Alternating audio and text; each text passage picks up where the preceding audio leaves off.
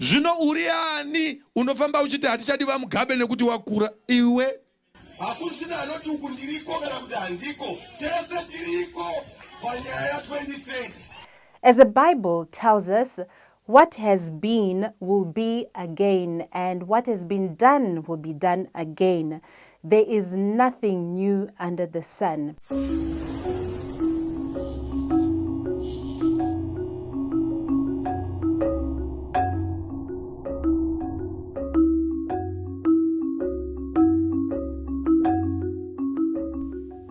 Hello, I am Violet Gonda, and this program, Spotlight on Zimbabwe, looks ahead to this week's Zanu PF annual conference held this year in Mutare. As at so many previous party gatherings, the only topic of interest is the one topic not on the agenda, and that topic is succession. As the conference opens, the president nears the end of his term in August 2028. And we have a vice president, Constantino Chiwenga, as the theoretical successor. But there are a mass of plots and subplots playing out behind the scenes to ensure that the president in waiting waits indefinitely. According to the country's constitution, Mnangagwa cannot stand for a third term after August 2028. The constitution also states that even if the term limit is amended via various complicated parliamentary procedures and at least one referendum, an incumbent president cannot benefit from such amendments. Mnangagwa has stated publicly that he is a constitutionalist and will abide by the supreme law of the land. So what makes us think that what he says may not be what he means? Clue number one is resolution number 1, adopted at the previous Zanu PF conference in October last year. This advocates for Mnangagwa to stay in power beyond 2028. Since this resolution, there have been constant expressions of support for its adoption, and President Mnangagwa has not shut them down. Instead, he has let them gather momentum.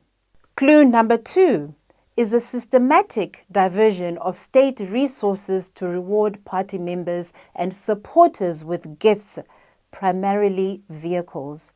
At the last count, since the 2024 conference, over 500 vehicles have been gifted to the Zanu PF Central Committee and other party leaders, the military, veterans, traditional leaders, party youth, and religious allies.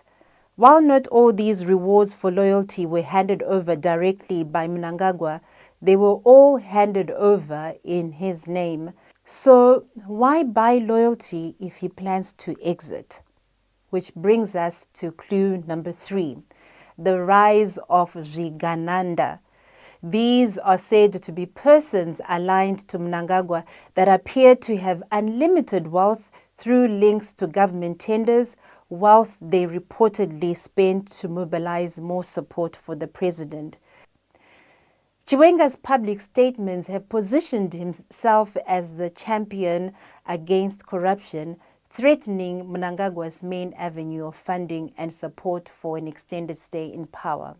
As the 2025 conference gets into swing, our team will keep you updated on significant developments, and we hope to provide post-mortem or post-conference analysis. And coming up in future broadcasts, what is the role of Zvigananda in keeping Mnangagwa in power? How is Mnangagwa's position as incumbent different from late President Robert Mugabe's prior to the coup? And what of the opposition? Do they still exist apart from one name? And do they have any part to play in Zimbabwe's political future?